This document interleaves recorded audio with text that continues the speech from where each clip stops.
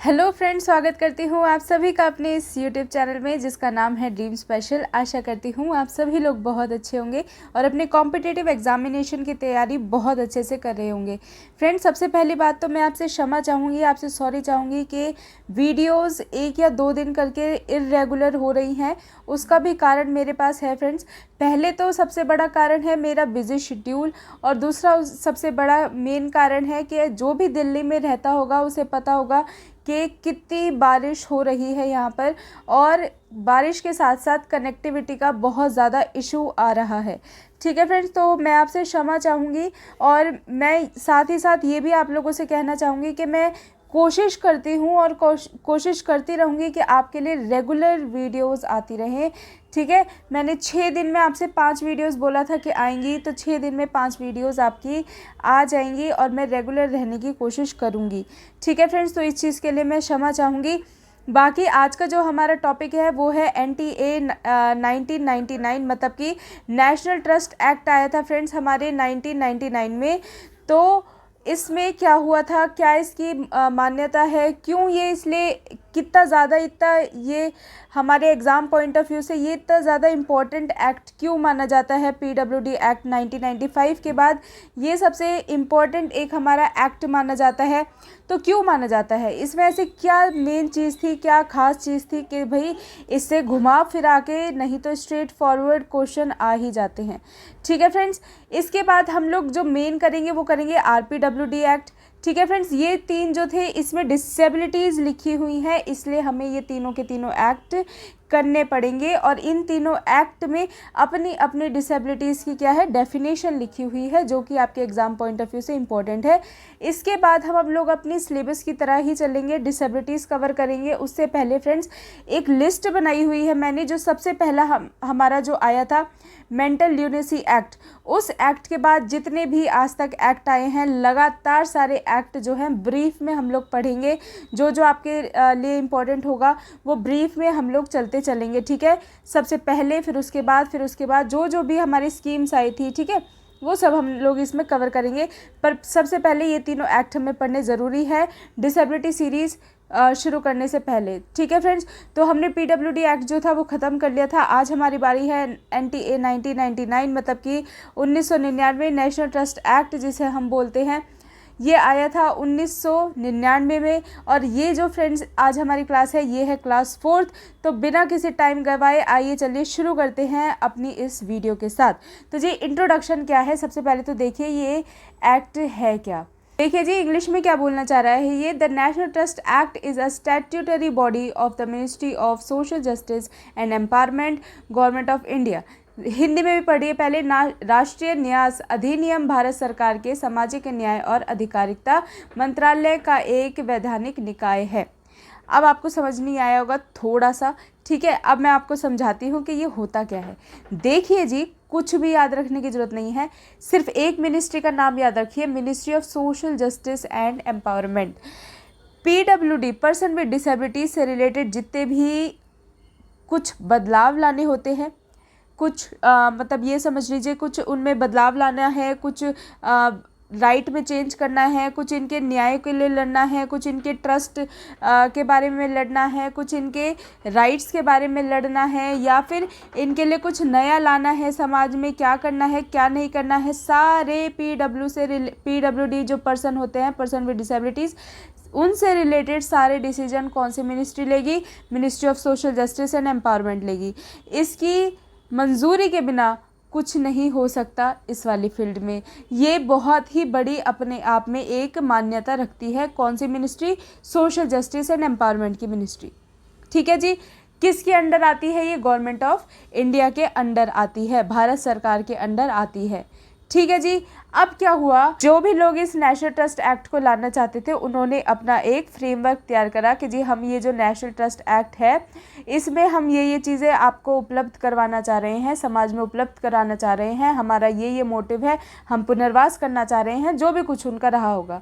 ठीक है, government of India, ministry of social justice जो एम्पावरमेंट की जो मिनिस्ट्री थी, इनको ये बात जो है समझ में आ गई।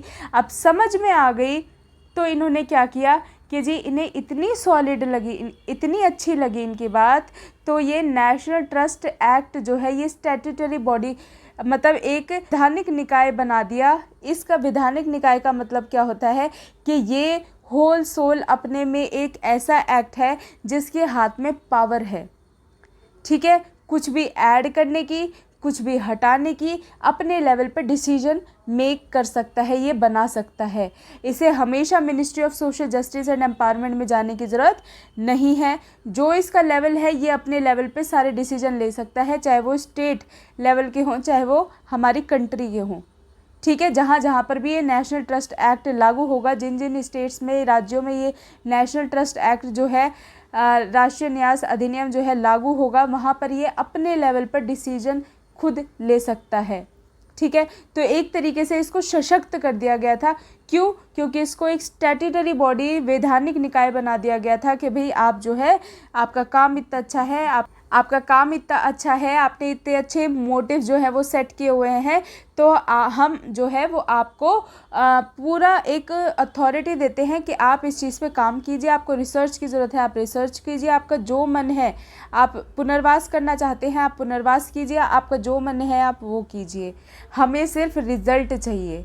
इन्हें सिर्फ गवर्नमेंट ऑफ इंडिया और ministry of social justice and empowerment की ये जो मिनिस्ट्री थी, इन्हें क्या था, सिर्फ रिजल्ट से मतलब था। काम करने पर जितने भी इनको डिसीजन लेने पड़ेंगे वो सब नेशनल ट्रस्ट एक्ट जिन्होंने बनाया था वो ले ले, इनको कोई ज़रूरत नहीं है, ठीक है। फिर भी इसमें काफ़ी सारे लोग जुड़े हुए थे, वो अपने लेवल पर काम करते हैं, इसीलिए इस वाले एक्ट को इतना ज़्यादा सशक्त बनाया गया था। और ठीक है, set up under the national trust for the welfare of person. देखिए जी, जो हमारी राष्ट्रीय ट्रस्ट था, ठीक है, जो हमारी राष्ट्रीय ट्रस्ट था, ये किसके पुनर्वास के लिए बनाया गया था? देखिए 4 डिसेबिलिटीज़ इसमें आती थी। सबसे पहली थी हमारी ऑटिज़म, दूसरी थी हमारी सेरेब्रल पाल्सी, तीसरी थी हमारी मेंटल रिटार्डेशन। उस टाइम पे इंटेलेक्चुअल डिसेबिलिटीज़ को मेंटल रिटार्डेशन ही कहा जाता था, और मल्टीपल डिसेबिलिटीज़। तो ये 4 सिर्फ ऐसे डिसेबिलिटीज़ के जो क्राइटेरिया थे, 4 जो ये डिसेबिलिटीज़ थी, सिर्फ इन्हीं के लिए ये जो एक्ट है ये बनाया गया था, जिसे हम बोलते हैं NTA, नेशनल ट्रस्ट एक्ट, ठीक है जी। 1999 में आया था। किसके वेलफेयर के लिए आया था? इन्हीं 4 डिसेबिलिटीज़ के वेलफेयर के लिए आया था।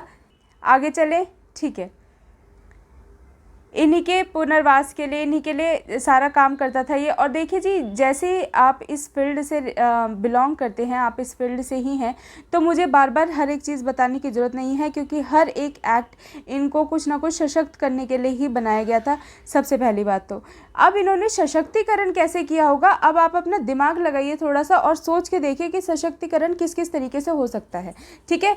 कोई कहेगा पढ़ाई के रूप से, जी हाँ किया था। वोकेशनल ट्रेनिंग दी गई थी, जी हाँ दी गई थी।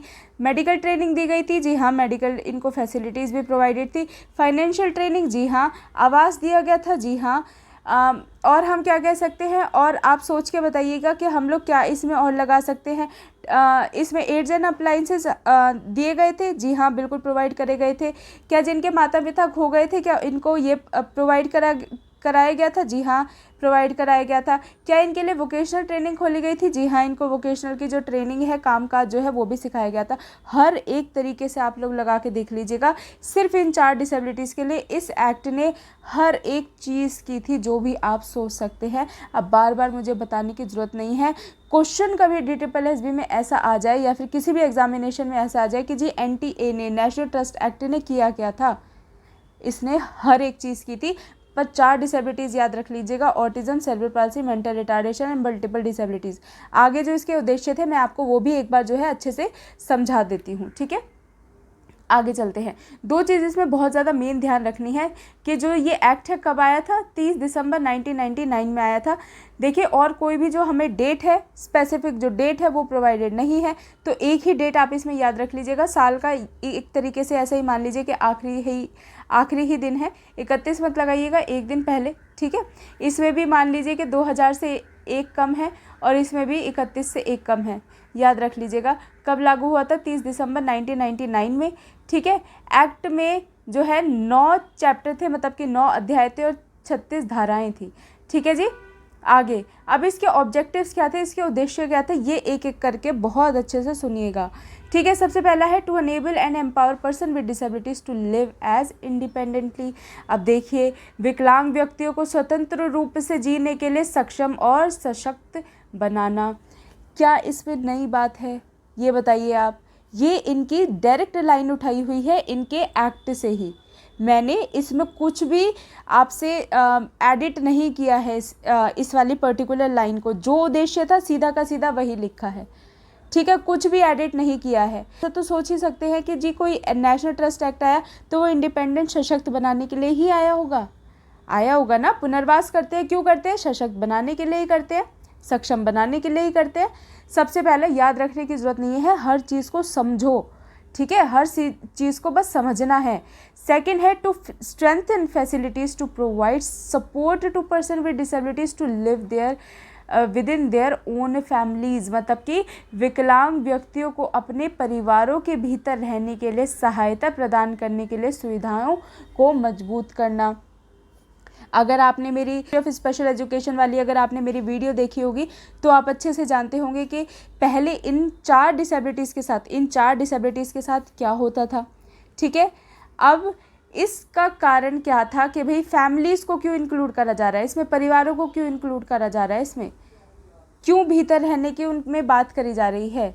इसीलिए करी जा रही है कि इन लोगों को कुछ भी करके सशक्त बना के फैमिली को सपोर्ट किया जाए, किसी भी तरीके से सपोर्ट किया जाए, इनको इनके परिवार के अंदर ही रखना है, इनको एक महत्वपूर्ण हिस्सा बनाना है परिवार का, जैसे एक नॉर्मल इंसान होता है। ठीक है जी, समझ गए, परिवार का हिस्सा बनाना है, सिर्फ इतना ही याद रखिएगा। ठीक है, आगे पढ़ते हैं। To deal with problems of person with disability who do not have family support. देख लीजिए, विकलांग व्यक्तियों की समस्याओं से निपटने के लिए जिसके पास परिवार का समर्थन नहीं है। ठीक है जी, याद रखिएगा। देखिए जी, विकलांग व्यक्तियों की समस्याओं से निपटने के लिए, ठीक है, उनकी समस्या होगी, क्यों, उनको किसी ना किसी सपोर्ट की ज़रूरत होती है। मल्टीपल डिसेबिलिटीज़ वाला बच्चा है जी, ठीक है, सपोर्ट की ज़रूरत होगी ना। मेंटल रिटार्डेशन वाला बच्चा है जी, उसको केयर की ज़रूरत होती है, ज़्यादा साथ की ज़रूरत होती है। इतना VI और HI वाले बच्चों को ज़रूरत नहीं होती जितना इन बच्चों को ज़रूरत होती है। ठीक है, ऐसे ही ऑटिज़म वाले बच्चों को भी ज़रूरत होती है। आप लोग समझदार हैं, आप लोगों ने खुद पढ़ा होगा।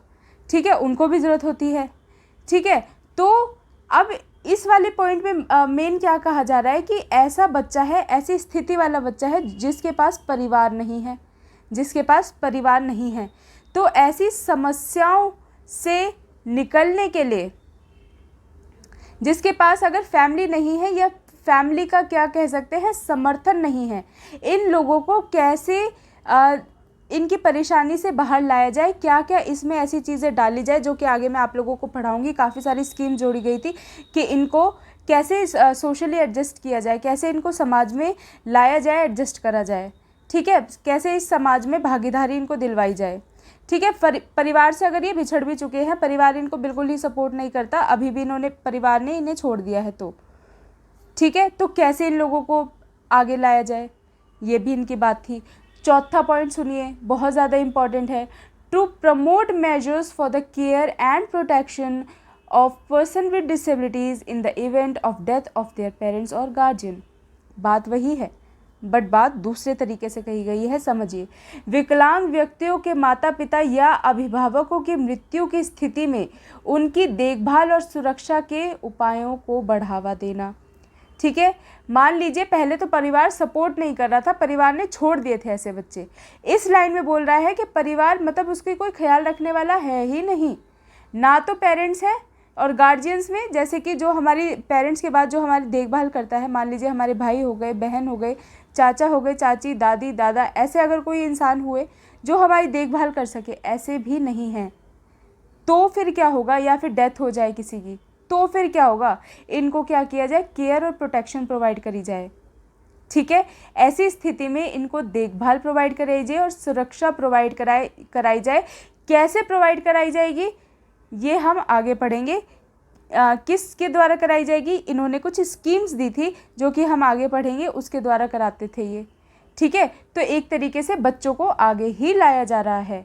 अब देखिए किस तरीके से स्थितियाँ इन्होंने कितनी सारी स्थितियां इसमें लिख दी। परिवार समर्थन नहीं कर रहा है, परिवार ने छोड़ दिया है, या फिर परिवार का कोई सदस्य ही नहीं है। किस तरीके से इनको आगे फिर भी बढ़ावा दिया जाएगा। ठीक है, हम जहां एजुकेशन की बात कर रहे हैं, ये तो सबसे पहली बात यही कर रहे हैं इस वाले एक्ट में, सोशली बच्चों को एडजस्ट कैसे किया जाए। सबसे पहली बात तो यही है। शिक्षा तो बहुत बाद में आ जाती है, शिक्षा तो मूल उद्देश्य है ही, पर समाज में कैसे लाया जाएगा, ये इनका मेन उद्देश्य है। 5वां पॉइंट पढ़ लेते हैं। To evolve procedure for the appointment of guardians and trustees for the person with disabilities requiring such protection।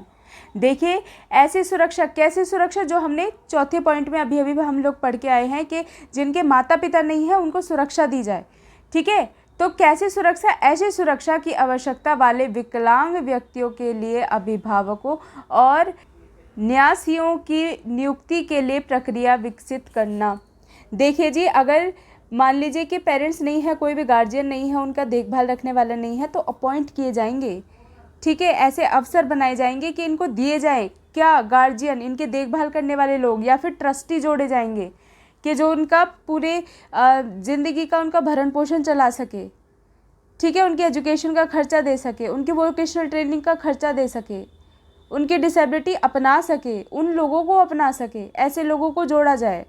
ठीक है, कई ऐसे होते हैं जो बहुत दिल से सॉफ्ट होते हैं, इन लोगों की सेवा करनी चाहते हैं, तो ऐसे सेवादारों को एक अपॉर्चुनिटी दी जाती थी कि जी आइए, किसी भी रूप में अगर आप इन बच्चों की हेल्प करना चाहते हैं आप कर सकते हैं। अच्छा, इसमें बच्चे हों बड़े हों कोई फ़र्क नहीं पड़ता, किसी भी एज के इंसान आ सकते हैं। ठीक है, आगे बढ़ते हैं। To facilitate the realisation of equal opportunities, protection of rights, full participation of person with disabilities। इस एक्ट में पूरा का पूरा वही लिखा हुआ है जो हमने PWD एक्ट में पढ़ा था। ठीक है, अब इन्होंने क्या बोला है? समान अवसरों की प्राप्ति, अधिकारों की सुरक्षा और विकलांग व्यक्तियों की पूर्ण भागीदारी की सुविधा के लिए ये एक्ट लाया गया था। क्या ये सारी चीज़ें जो हमने 3 चीज़ PWD एक्ट में पढ़ी थी, क्या ये चीज़ दी भी जा रही हैं रियल तरीके से? क्या ये हमारे समाज में है या नहीं है? नहीं है, तो ये एक्ट सुनिश्चित करेगा कि ये जो तीनों चीज़ प्रोवाइड करी जा रही हैं इन लोगों को, तो इन लोगों को ये सारी चीज़ें प्रोवाइड कराई जाएं, एक अच्छी तरीके से, स्मूथ तरीके से सारा समाज में काम चले। इस चीज़ को ये जो एक्ट है ये सुनिश्चित करने के लिए आया था। एक तरीके से PWD जो एक्ट था, इसने, इस एक्ट के आने के बाद ये जो PWD एक्ट है ये और ज़्यादा स्ट्रांग हो गया था, इस पर और ज़्यादा काम करना शुरू हो गया था। ठीक है जी, आगे स्कीम्स। देखिए, अब इन्होंने इतनी सारी सेवाओं की, इतनी सारी हेल्प की तो बात कर ली थी। ठीक है, पर अब हेल्प किस तरीके से करी जाएगी, हेल्प किस तरीके से करी जाएगी ये आपसे पूछा जा रहा है।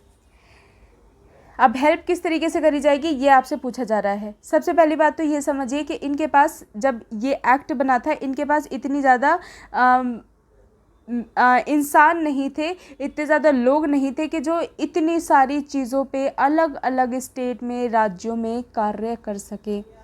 ठीक है, जब इनको ये सारे लोग नहीं मिले तो इन्होंने NGO टाइप, ठीक है, संगठन टाइप स्कीम करके अलग अलग चीज़ें, तौर तरीके निकाले, और उन तौर तरीक़ों में से इन्होंने एक तरीका था स्कीम निकाल दी।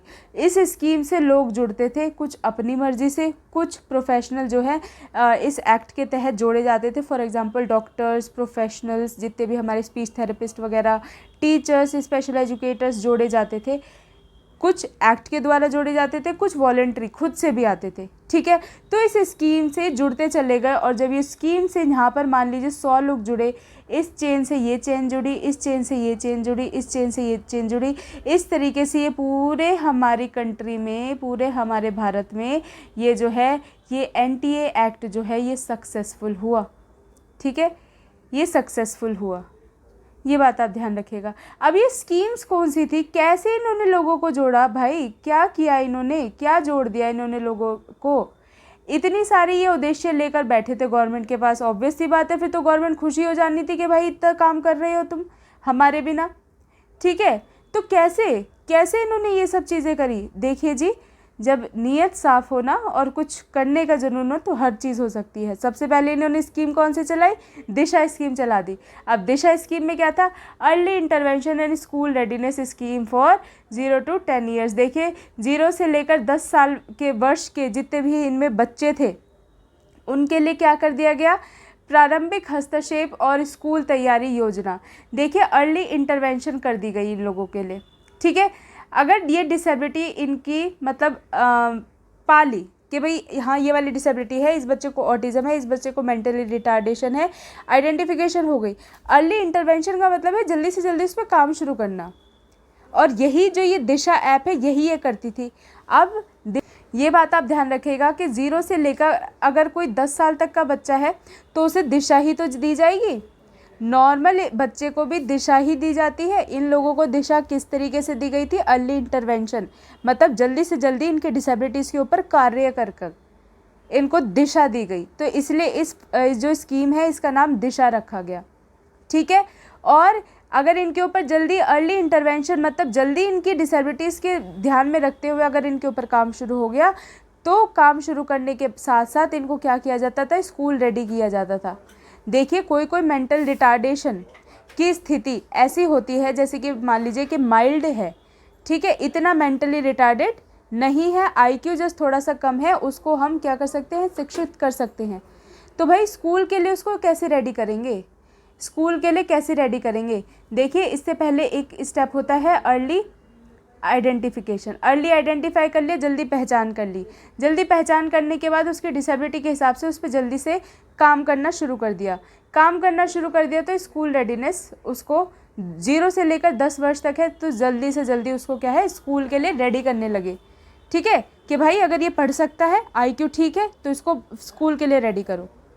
तो एक तरीके से दिशा दी जा रही थी, याद रखिएगा, मुझे नहीं लगता कि अब आप लोग भूलेंगे। ठीक है, आगे चलते हैं।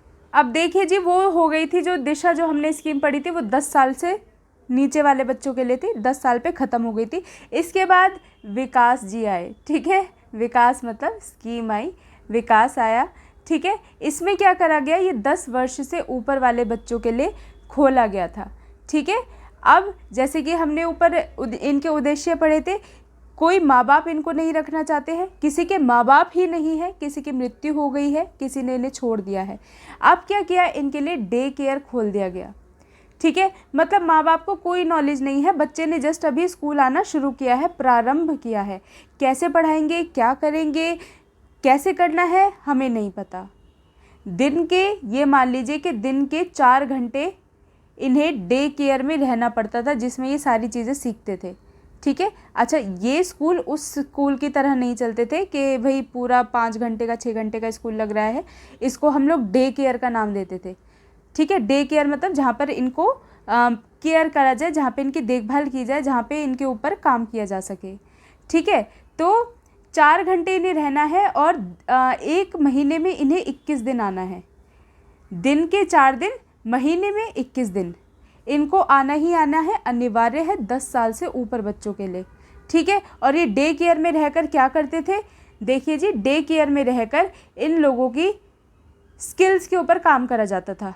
कौन सी स्किल, इंटरपर्सनल स्किल, मतलब कि खुद पे कैसे काम करना है, ब्रश कैसे करनी है। अभी बच्चा आया है, ठीक है, अभी बच्चा आया है, थोड़ा बहुत पढ़ा है, अब उसे क्या करना है, समाज के लिए तैयार करना है। 10 साल से वो ऊपर का हो गया है, अब उसे समाज के लिए तैयार करना है।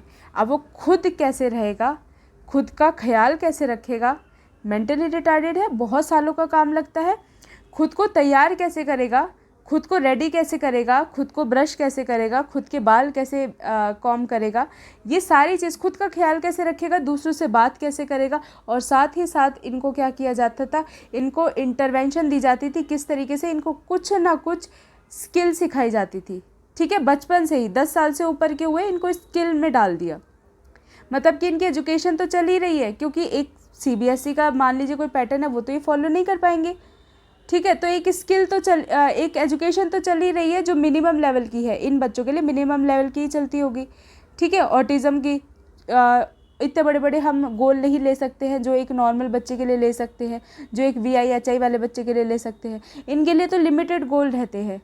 ठीक है, तो क्या हुआ, इनके साथ साथ, इनकी पढ़ाई के साथ साथ इनकी एक स्किल भी इनको सिखाने लगे, जिसको नाम दिया विकास। विकास करेंगे ये लोग, ठीक है। और विकास का नाम दिया गया डे केयर। डे केयर में चाहे ये अब पढ़ाई करे, चाहे ये अब कुछ स्कूल मतलब कुछ सीखने वाला काम करे, कुछ पढ़ाई वाला काम करे, इसमें ये कराया जाता था, ठीक है। स्किल पे ध्यान दिया जाता था। स्किल मतलब कि कोई भी एक छोटा मोटा काज सिखा देना, काम काज सिखा देना, और साथ साथ अपना ख्याल कैसे रखना है, खुद की स्किल्स मतलब खुद का ख्याल कैसे रखना है, ये चीज़ इन्हें सिखाई जाती थी, ठीक है जी। आगे बढ़ते हैं। देखिए, दिशा कम विकास, अब इन दोनों को मिला के एक दूसरी स्कीम बना दी, ठीक है। अब इन दोनों को मिला के दूसरी स्कीम बना दी, जिसे हम बोलते थे दिशा कम विकास स्कीम। अब हमने दिशा वाली स्कीम में क्या पढ़ा था, याद कीजिए। अब हमने दिशा वाली स्कीम में क्या याद किया था, याद कीजिए, जो कि थी 0 से लेकर बच्चा कोई सी, 0 का मतलब है बच्चा कोई भी एज में आ रहा है, 0 से लेकर 10 वर्ष, और विकास की एज थी 10 से ऊपर वर्ष, और आगे नाम क्या दिया गया है, डे केयर। देखिए, अब इस वाली स्कीम के तहत अगर बच्चा 10 वर्ष से नीचे का भी है, तब भी उसे डे केयर में डाला जा सकता है। उसे सारी कामकाज मतलब कामकाज इतने तो नहीं, पर अपनी सेल्फ केयर सिखाई जा सकती है, ठीक है। छोटे मोटे उसे पढ़ाई कराई जा सकती है। तो इन दोनों स्कीम को अलग अलग ना काम करके इन दोनों को एक ही काम बना दिया गया। कोई सी भी स्कीम के तहत एडमिशन लेते हैं, कोई बात नहीं, कोई सी भी स्कीम के तहत आते हैं, आपको कामकाज जो है सिखाया जाएगा, आपको जो है सेल्फ केयर जो है वो सिखाई जाएगी, आप खुद का ख्याल कैसे रखेंगे वो सिखाया जाएगा। जो पढ़ने योग्य होंगे, एडुकेबल होंगे, उनको भी एजुकेशन दी जाएगी, उनके डिसेबिलिटीज़ को ध्यान में रखते हुए, ठीक है जी। डे केयर भी हो गया, एजुकेशन भी हो गई इस वाले स्कीम में। आगे चले, आगे देखिए, दूसरा है समर्थ रेस्पाइट केयर रेसिडेंशियल स्कीम। देखिए, राहत देखभाल आवासनीय योजना, क्या था ये समर्थ, ये आपसे मैं पूछना चाह रही हूँ। सबसे पहले हमने पढ़ा दिशा, उसके बाद हमने पढ़ा विकास, अब है हमारा एस मतलब कि समर्थ, DVS। देखिए, हम जो विकास स्कीम थी, मैंने आपको बताया कि छोटी छोटी स्किल्स सिखाई जाती थी, छोटे छोटे काम काज अब वो अपने लायक जो करे वो इनको सिखाने शुरू कर दिए जाते थे, ठीक है। अब समर्थ में क्या होने लगा, जो समर्थ जो इन्होंने स्कीम चलाई, कुछ भी इनके लायक काम जो ये सामर्थ्य रखते हों, जिस चीज़ का भी सामर्थ्य रखते हों, वो ये लोग कर सकें, ठीक है। कंप्यूटर का काम करना है, कंप्यूटर का करो, कुछ दालें वगैरह जो ठीक करने का, या फिर जैसे हम लोग दिवाली पे दिए लगाते हैं ना, तो इनको दिए बनाना भी, डेकोरेट करना भी सिखाया जाता है, तो वो करो, जैसा जिसका सामर्थ्य हो वो करो, इसलिए इसका नाम समर्थ रखा गया था, ठीक है। समर्थ रखा गया था, ये बात आप ध्यान रखिएगा। और राहत देखभाल आवासनीय योजना, अपनी एक जगह पर रहकर ही राहत देखभाल, अब ये पूरे दिन के लिए यहीं पे रहने लगे थे इस स्कीम के तहत, ठीक है। पूरे दिन के लिए ये इसी स्कीम के तहत उसी आवास में रहते थे, एक आवास में रहकर ये काम करते थे, काम काज मतलब इन्हें सिखाया जाता था, और अपने लायक ये छोटा मोटा, मान लीजिए इन्होंने, कोई बच्चा दिए पे पेंट करता है तो उस दिए की एग्जीबिशन लगाते थे, ठीक है। मान लीजिए कभी ट्रेड फेयर भेज दिया, या फिर कहीं पर भेज दिया, ठीक है, वहाँ से कुछ छोटे मोटे पैसे आ गए, अर्निंग आ गई, तो वो इनके परिवारों को और इनको दे दी जाती थी। समझ गए। इस तरीके से जो जैसा जिसका सामर्थ्य वैसा उसका काम, ठीक है। आगे चलिए। हालांकि आपसे इतना कुछ पूछा नहीं जाएगा गवर्नमेंट एग्जामिनेशन में, बट आप लोगों को पता होना चाहिए, ठीक है। एक स्टोरी की तरह है, याद कर लीजिएगा, नाम देखते ही याद आ जाना चाहिए कि क्या है, ठीक है। इसके बाद घरौंदा, जी मैंने बोला था कि इस वाली स्कीम में कि पूरे दिन के लिए अब यहीं पे रहते थे। अब घरौंदा में क्या है, घर की तरह बन गया था पूरे एडल्ट्स के लिए, जो मतलब एडल्ट रहते थे, ठीक है। वयस्कों के लिए जो ग्रुप होम होते थे, उसमें क्या होते थे, इन वयस्कों के लिए पूरा घरौंदा ही बना दिया गया था, अब तुम्हें घर जाना ही नहीं है, ठीक है। अब ये कौन सी स्थिति वाले बच्चे थे, ये वही स्थिति वाले बच्चे थे जिनके माँ बाप नहीं थे, जिनको पूरे दिन की देखभाल की ज़रूरत थी, उनके लिए खोला गया घरौंदा। कामकाज, पढ़ाई लिखाई सब सेम थी, जो मैं आपको पहले बता चुकी हूँ। किसी को कुछ भी काम आता है, सिलाई बुनाई कढ़ाई, मान लीजिए ये एक चारपाई रखी हुई है, इसको बुनने का ही काम आता है, किसी को गार्डनिंग का काम आता है, किसी को कुछ भी काम आता है। एक तरीके से ग्रुप होम फॉर एडल्ट था, एडल्ट बच्चों के लिए था, ये बात आप ध्यान रखिएगा। एडल्ट कौन? 18 मतलब जो 17 साल से ऊपर हों, अडल्ट हो गए हों, वयस्क हो गए हों, ठीक है। अब इन दोनों स्कीम को मिला के कोई भी अगर नीचे का भी मतलब 18 वर्ष से नीचे का भी बच्चा आता है या फिर ऊपर का भी बच्चा आता है, उसको रख लिया जाएगा, ठीक है। अब जो हमने घरौंदा स्कीम पढ़ी थी उसमें पूरे दिन रहा जाता था, ठीक है, 24 घंटे, अब वहीं रहो, या फिर समर्थ या फिर कुछ घंटों के लिए आना है तो रहो। तो इसमें इस वाले अगर इस स्कीम के तहत आप एडमिशन लेना चाहते थे, इस वाली स्कीम अगर ये वाली स्कीम आप लेना चाहते थे, तो इसमें आपकी आज़ादी रहती थी कि आप करना क्या चाहते हैं, ठीक है। कुछ समय के लिए आना चाहते थे या फिर पूरे ही समय के लिए हमारे पास ही रुकना चाहते थे। और अगर पास रुकना चाहते थे तो इसके ऊपर भी काफ़ी लंबी चौड़ी रिसर्च होती थी, काफ़ी लंबी चौड़ी देखा जाता था कि सच में इसकी फैमिली में कोई है कि नहीं है, क्या कोई इसका रिस्पॉन्सिबिलिटी लेना चाहता भी है कि नहीं है। तो ये सब चीज़ें थी, ठीक है जी। अब आगे देखिए बढ़ते कदम। बढ़ते कदम में क्या था? Awareness, community interaction and innovation. देखिए अब जो पहले की स्कीमें थी उसमें पढ़ाई भी आ गई, ठीक है, उसमें उनका पुनर्वास भी आ गया, उसमें उनके रहने खाने पीने का भी सिस्टम सब कुछ सेटल डाउन हो गया, सब कुछ कर दिया गया। बढ़ते कदम में अब इनका काम क्या रह गया था? जागरूकता फैलाने का काम रह गया था कम्युनिटी में, ठीक है। सामुदायिक संपर्क रह गया था और अभिनव परियोजना योजना रह गया था, ठीक है, मतलब कि इंटरैक्शन एंड इनोवेटिव। देखिए अब बढ़ते कदम, अब यहाँ पे बढ़ता कदम क्यों नहीं रहा, बढ़ते कदम इसलिए क्योंकि इन्होंने यहाँ पे समाज को जोड़ दिया और ये समाज को, पूरे समाज को लेकर आगे लेकर जाना चाहते थे। किसके द्वारा? अवेयरनेस, जागरूकता कैसे फैलाई जाए। इन्हें साल में एक बार मीटिंग करनी ही होती थी, कहाँ पर? समाज में, किसी भी लेवल पर, चाहे वो सारी स्कीम आकर एक ही साथ अगर उनकी ज़्यादा मतलब फाइनेंशियल स्थिति ठीक नहीं है, एक ही बार आके मीटिंग कर लीजिए। मीटिंग करनी होती थी किस तरीके से अवेयरनेस फैलाई जाए। ये बच्चे हैं, इनके ये सिम्टम्स हैं, इनको इस तरीके से रखा जाता है, इनकी इस तरीके से देखभाल कीजिए, नहीं देखभाल हो रही है तो ये आपके पास चीज़ें बचती हैं, आप इन आवासों में जो हमने ऊपर पढ़े इसमें भेज सकते हैं, ये अपने लायक भी कमा सकते हैं, ठीक है। इस तरीके से बढ़ते कदम में क्या है? बस सोसाइटी को ध्यान रखिएगा, जिसमें सोसाइटी को इन्होंने अवेयर करने की बात करी थी, ठीक है, और सोसाइटी में जागरूकता फैलाने की बात करी थी, ठीक है जी। सोसाइटी सब आगे मिलके कदम बढ़ाएं। उसके बाद थी जी निर्माया, ठीक है, हेल्थ इंश्योरेंस। देखिए अब सोसाइटी में भी आ गए, सब चीज़ आ गई। अब इनकी हेल्थ ख़राब हो जाए तो क्या करें? अब इनको हेल्थ इंश्योरेंस दिया जाएगा 1 लाख रुपये तक का, ठीक है, 1 लाख रुपये तक का हेल्थ इंश्योरेंस दिया जाएगा, जिसमें कि इनकी दवाइयाँ, इनकी सब चीज़ रहती थी। हालांकि जो इनके बड़े बड़े अगर कोई ऑपरेशन होने रहते थे तो वो ऑपरेशन गवर्नमेंट के पैसे से होते थे, बट इनको जो ऊपर के जितने भी मेडिकल के खर्चे थे वो इस 1 लाख रुपये में से करने होते थे, जो कि काफ़ी ज़्यादा होते थे, ठीक है। इसके बाद ये रहा जी निर्माया योजना। इसके बाद संपर्क, in the hour of need scheme, ज़रूरत के समय में योजना। देखिए ये जो संपर्क की योजना थी, एक तो सबसे पहली बात ये ज़रूरतमंदों की एक चेन बना के रखती थी।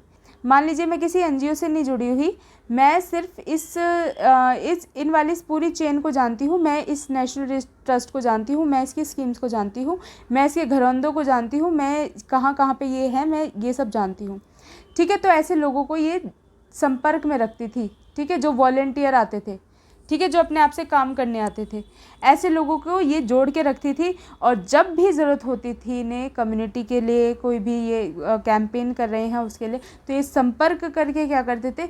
बुला लेते थे और उनकी हेल्प लेते थे, ठीक है। इन आवर ऑफ नीड, मतलब जब भी नीड की ज़रूरत हो इन लोगों को बस कॉल किया, ये भी एक तरीके से मेंबर ही होते थे, इन लोगों को बस कॉल किया या किसी तरीके से इनसे संपर्क करा और इनको बुला लिया गया, ठीक है। किसी भी तरीके से इनको बुला लिया गया कि भाई हम वहाँ पर नहीं जा पाएंगे, वहाँ पर एक ऐसे बच्चा मिला है, क्या आप उसे ले आएंगे? तो इनके जो वॉलंटियर्स होते थे, आप जैसे हमारे जैसे लोग, इन लोगों से जुड़ते थे और इनको वो बच्चे जो हैं प्रोवाइड करते थे, ठीक है। ऐसे ही जो प्रोवाइड करने के बाद आया सहयोगी, केयर गिवर ट्रेनिंग स्कीम। देखिए अब सब कुछ सेट हो गया था, एजुकेशन हो गई थी, डे केयर हो गया था, इनका खाने पीने का इंतज़ाम हो गया था, मेडिकल फैसिलिटीज़ दे दी गई थी, घर का इंतज़ाम हो गया था, पैसे का इंतज़ाम हो गया था, हर एक चीज़ तो हो गई। अब क्या रह गया? मेडिकल भी दे दिया गया। अब केयर गिवर ट्रेनिंग स्कीम्स रह गई थी कि भाई जो भी इन लोगों की देखभाल कर रहे हैं उन लोगों को भी ट्रेन किया जाए कि ऐसी इनकी डिसेबिलिटीज़ है, ये इनकी ज़रूरतें हैं और ऐसे आपको काम करना है इन बच्चों के साथ, ठीक है।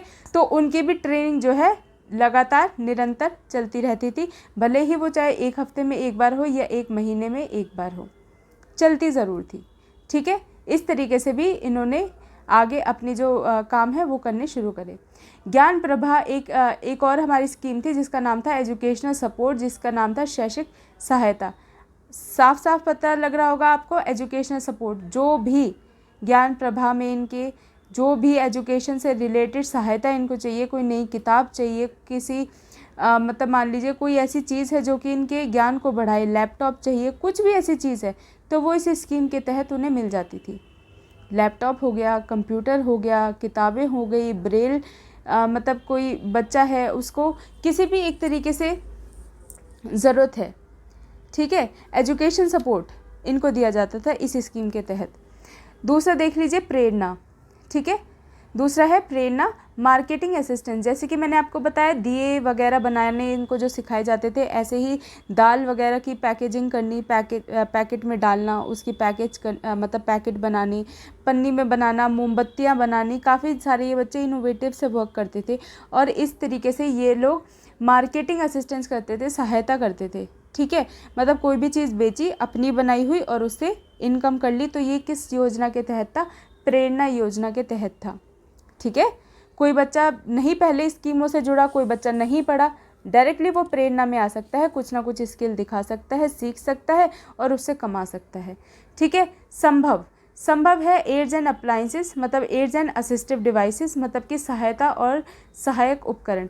संभव के तहत इनको ये सारे जितने भी इनकी सहायता के लिए जितने भी डिवाइसेस होते हैं ये प्रोवाइड कराए जाते थे, ठीक है। मान लीजिए कोई बच्चा ऑटिस्टिक है, हेयरिंग इम्पेयर्ड भी है, मल्टीपल डिसेबिलिटीज़ है, उसे चलने के लिए स्टिक चाहिए, ठीक है। तो सारे जितने भी हमारे डिवाइसेस आप सोच सकते हैं वो सब असिस्टेड डिवाइसेस, उपकरण इन्हें इन स्कीम के द्वारा प्रोवाइड कराए जाते थे, ठीक है जी। ख़त्म हो गई बात। चैप्टर डिस्कशन, देखिए इसमें जो हमने पहले पढ़ा था कि इसमें कितने चैप्टर्स होते थे, तो सबसे पहले इनका जो चैप्टर था वो था प्रीलिमिनरी, मतलब कि महत्वपूर्ण, सबसे ज़्यादा महत्वपूर्ण इनका कौन सा चैप्टर था जिसमें इन्होंने बात करी थी, ठीक है। आई एम सॉरी मैं इसे हिंदी में कन्वर्ट करना भूल गई, बट फिर भी हम लोग इसे जल्दी से ख़त्म कर लेते हैं, ठीक है। सबसे पहली बात तो आप लोग ये ध्यान रखेंगे, सारी स्टेट में लागू हो गया था, जम्मू एंड कश्मीर में नहीं लागू हुआ था, ठीक है। ये आपकी एग्ज़ाम पॉइंट ऑफ व्यू से इंपॉर्टेंट है, स्टार लगा लीजिएगा, लिख लीजिएगा।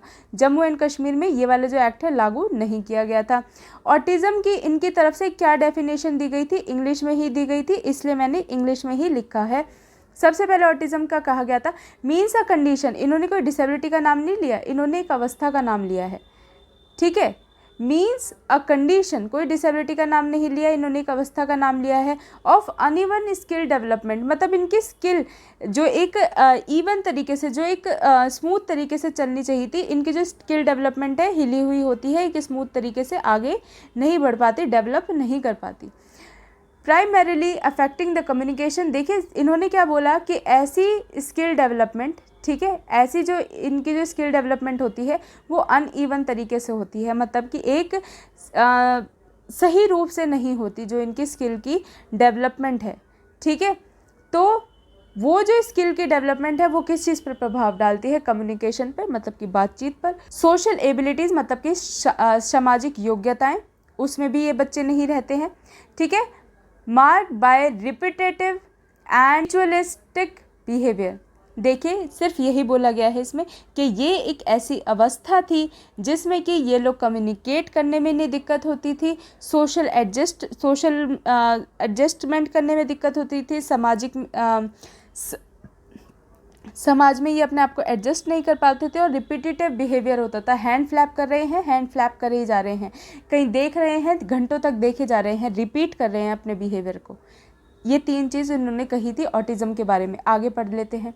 सेरेब्रल पाल्सी भी इन्होंने डिसेबिलिटी का नाम पूरी डेफिनेशन में नहीं लिया है, ये बात आप ध्यान रखिएगा। Cerebral palsy means a group of non progressive condition of a person characterised by the abnormal motor control posture resulting from the brain insult injuries occurring in the prenatal, perinatal और infant period of the development. देखिए कुछ नहीं बोला, cerebral palsy का पूरा मतलब आप ये ध्यान रखिएगा, सेरेब्रल पाल्सी मतलब दिमागी एक रूप में, ब्रेन इंसल्ट मतलब कि दिमाग में कुछ ना कुछ कमी आ जाने की वजह से, कब, या तो जन्म से पूर्व, जन्म के दौरान, या फिर जन्म के बाद कुछ भी उसमें कमी आ जाना, जिसकी वजह से ब्रेन में कमी आ जाना इन 3 अवस्थाओं में, जिसकी वजह से उसके मोटर कंट्रोल ख़राब हो जाए, मतलब कि चलने में, उठने में, बैठने में उसे परेशानी हो जाए और एबनॉर्मल तरीके से चलता हो, उठता हो, बैठता हो, ठीक है, मोटर कंट्रोल ना रहे, ये जो बड़े जोड़ हैं इसमें परेशानी हो, कोई चीज़ ना उठा पाए, शायद चल ना पाए, कोई चीज़ पकड़ ना पाए, ठीक है, किसकी वजह से, दिमागी रूप से। सेरेब्रल से याद रखना सर, पी से याद रखना पोलियो।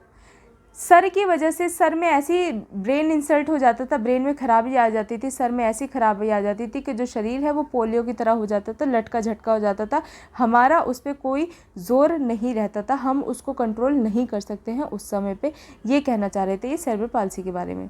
तीसरा है मेंटल रिटार्डेशन, इन्होंने किसको बोला था, इसको भी इन्होंने बोला ये एक अवस्था है, मीन्स अ कंडीशन अरेस्टेड और incomplete development of the mind. Arrested मतलब कि जिसको ठीक नहीं किया जा सकता, इनकम्प्लीट मतलब कि वो कंप्लीट ही नहीं हुई, ऐसा विकास, या तो कोई जिस ब्रेन का विकास पूर्ण तरीके से नहीं हुआ, या फिर अरेस्टेड है, ठीक है, खराब एक तरीके से हुआ है, ठीक है, इस which is specially characterised by the subnormality of intelligence. देखिए जो कि सीधा सीधा प्रभाव किस पे डालता है, इंटेलिजेंस पे डालता है। कुछ नहीं बोला मेंटल रिटार्डेशन के बारे में, कि ऐसी अवस्था के बारे में बताया है जो कि माइंड का इनकम्प्लीट डेवलपमेंट के बारे में बताया है, मतलब माइंड का पूरी तरीके से विकास नहीं हो पाता है या फिर अरेस्ट हो जाता है, ठीक है, अरेस्टेड मतलब कि काम ना करना, किसी भी तरीके से काम ना करना, अरेस्ट हो जाना, कुछ भी सोचने समझने की शक्ति ना होना, ऐसी अवस्था को ये मेंटल रिटार्डेशन बोलते थे। मल्टीपल डिसेबिलिटीज़ बताने की ज़रूरत ही नहीं है, ठीक है, जो कि इन्होंने बोला है, जो कि पर्सन विद डिसेबिलिटीज़ एक्ट 1995 में जो मल्टीपल डिसेबिलिटीज़ की जो डेफिनेशन है हम उसी को ही अपनाते हैं, और उसमें क्या बोला था, मीन्स अ कम्बिनेशन ऑफ 2 और मोर डिसेबिलिटीज़। देख लीजिए, कम्बिनेशन 2 हों या फिर 2 से ज़्यादा डिसेबिलिटीज़ हों, उसको हम मल्टीपल डिसेबिलिटीज़ कहेंगे, बस यही था इसमें, ठीक है जी। आशा करती हूँ आपको ये वीडियो बहुत पसंद आई होगी, इसके अलावा आपको और कुछ याद करने की ज़रूरत नहीं है, एक बार स्कीम्स आप लोग लिख लीजिएगा, स्टोरी जिस तरीके से मैंने बताई है उसी स्टोरी की तरह याद कर लीजिएगा, मेन ऑब्जेक्टिव्स आपको लिखने की ज़रूरत नहीं है, जो कुछ भी ऑब्जेक्टिव उस टाइम पेपर में याद आए, हर एक चीज़ इन्होंने करी थी, किसके लिए, इन 4 डिसेबिलिटीज़ के लिए। मिलती हूँ आपसे नेक्स्ट वीडियो में, तब तक के लिए फ्रेंड्स अपना ख्याल रखें, वीडियो पसंद आई हो तो कृपया करके लाइक कर दीजिएगा, और आने वाली वीडियोस देखने के लिए हमारे चैनल को सब्सक्राइब कर लीजिएगा, ठीक है फ्रेंड्स। मिलती हूँ नेक्स्ट वीडियो में, तब तक के लिए take care and friends do remember dream it achieve it, bye bye.